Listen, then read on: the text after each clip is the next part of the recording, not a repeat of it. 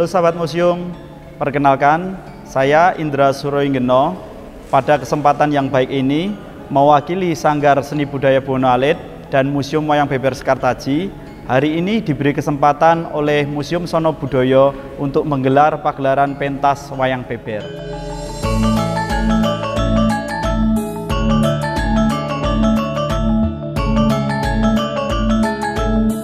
Jadi wayang beber itu luas sekali, tidak hanya pada satu cerita, namun wayang beber itu adalah suatu kasanah yang luar biasa yang berawal dari relief candi yang berkembang menjadi lembaran demi lembaran dari lontar, kertas daluang, bahkan wayang beber kulit.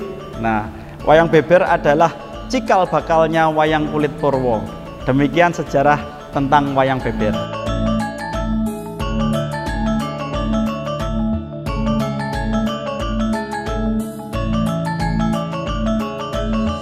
Wayang beber.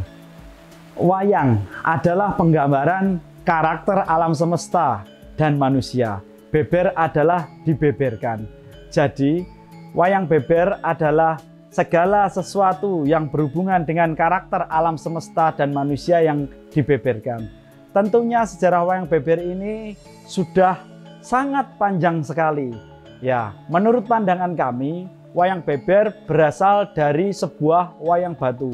Apa itu wayang batu? Wayang batu adalah relief candi. Pada zaman dulu kala, candi dibuat tidak hanya dibuat dengan relief jadi umat langsung disuruh untuk melihat sendiri. Di situ ada ahlinya yang menjelaskan tentang kehidupan kebaikan manusia. Di sana di saat itu disebut dengan stapaka. Nah, stapaka ini yang menjelaskan tentang bagaimana karakter-karakter dalam relief itu bisa hidup dan bisa menginspirasi kehidupan masyarakat pada saat itu.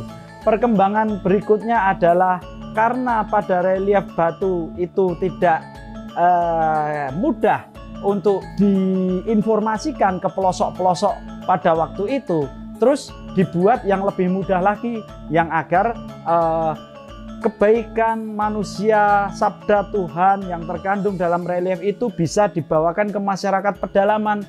Akhirnya dibuat versi lontar. Zaman Surya Wisesa sudah ada tentang lontar yang bergambar yang nantinya untuk juga diperdengarkan dan disabdakan untuk masyarakat. Di situ berkembang pula wayang beber dengan media kulit. Dengan media kulit lulang utuh itu digambar peristiwa-peristiwa kehidupan, kemudian dibeberkan secara utuh. Ada juga yang membuat dengan kertas deluang. Ini kertas Nusantara yang luar biasa langkanya. Nah, wayang beber pada awalnya dulu menceritakan tentang Ramayana, Mahabharata, dan kisah-kisah kuno lainnya. Kemudian pada awal-awal berkembangnya perubahan, terjadi perubahan juga di wayang beber, yaitu wayang beber lebih mengedepankan pada cerita Panji. Gaya gambar wayang beber pun sudah banyak berubah. Ketika zaman dulu kami sinyalir wayang beber itu rupa-rupa anatominya masih berwujud candi, masih berwujud relief candi, masih berwujud manusia murni.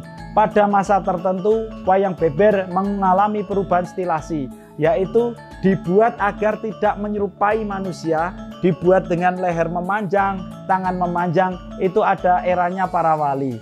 Nah, di saat itu perkembangan wayang beber sungguh luar biasa. Itu pada puncaknya adalah era Kartosuro. Nah, pas Kartosuro itu melahirkan dua judul wayang beber yang luar biasa, yaitu Joko Kembang Kuning cerita Panji dan juga Remeng Mangunjoyo juga cerita Panji. Yang Joko Kembang Kuning dijaga dan dirawat sampai sekarang di keluarga di Pacitan, yang Remeng Mangunjoyo ada di Gunung Kidul. Berikut perkembangan wayang beber yang jauh sekali. Pada saat tertentu, ayahnya Sultan Agung itu berkata, wayang ini kalau diambil satu-satu bagaimana? Dari cerita bergambar tadi diambil karakter satu-satu, jadilah wayang kulit Purwo yang kita bisa saksikan sampai sekarang ini. Jadi dengan demikian, teman-teman semua sudah paham kan bahwa wayang beber itu adalah nenek moyangnya wayang kulit Purwo. Nah, untuk perkembangan pada masa sekarang ini, wayang beber berkembang pesat karena budaya itu dinamis. Terciptalah wayang beber Pancasila dari Museum Wayang Beber Sekartaji, tercipta juga wayang beber Babat Mojopahit di Sanggar Maesasura, ada juga wayang beber Metropolitan.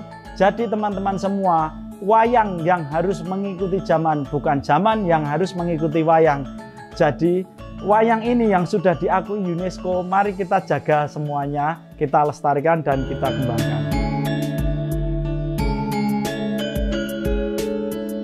Pada kesempatan kali ini kita mementaskan wayang beber yang berjudul Kumbo Karno Gugur. Nah, pada pembukaan pada tanggal 6 November kemarin kita mementaskan cerita Panji tentang pawartosipun Tawangalun. Jadi wayang beber itu luas, ada yang dari Panji, ada yang dari kisah Ramayana dan Mahabharata. Kenapa pada minggu ini kita menampilkan Kumbo Karno Gugur? Karena sesuai dengan bulan November hari ini kita memperingati Hari Pahlawan. Seorang pahlawan tidak harus berwajah cakep. Seorang pahlawan tidak harus mempunyai kepribadian yang sempurna. Contohlah Kumbo Karno. Dia membela negaranya, bukan membela kakaknya.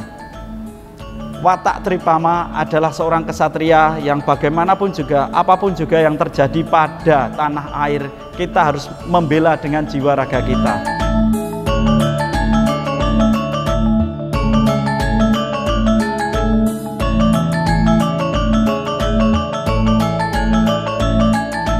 Bagi sahabat museum dan semua masyarakat di Nusantara, wayang beber adalah harta karun kita yang berharga dari sejak nenek moyang hingga sekarang. Kita, generasi ke depan tidak harus menampilkan wayang beber cerita A, B, C, D yang sudah dilakukan oleh nenek moyang kita. Kita wajib untuk mengembangkannya. Di Indonesia, di Nusantara terdapat ribuan, puluhan ribu folklore. Jadikan itu wayang beber. Jadikan itu sebuah cerita bergambar yang lebih menarik lagi, karena wayang beber adalah komik purba yang dimiliki oleh Nusantara.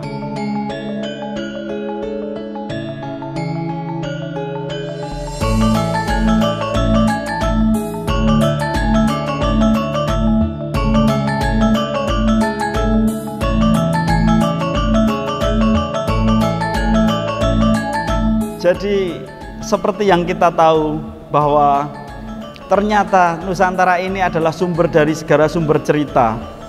Contohlah Tom and Jerry yang ternyata semua anak-anak di dunia itu tahu. Ternyata Tom and Jerry itu bersumber pada relief Candi Mendut. Betapa hebat bangsa kita dulu. Satu cerita saja bisa menguasai satu dunia. Apalagi kita mempunyai berapa ribu cerita. Wayang beber tidak harus dilakukan sesuai tradisi. Wayang adalah sesuatu karakter penggambaran karakter alam semesta dan manusia yang dibeberkan. Bagi generasi milenial, jadikan wayang beber sebuah animasi yang hebat, jadikan kartun, jadikan film yang hebat, maka kita akan menunjukkan jati diri kita kepada dunia. Matur nuwun.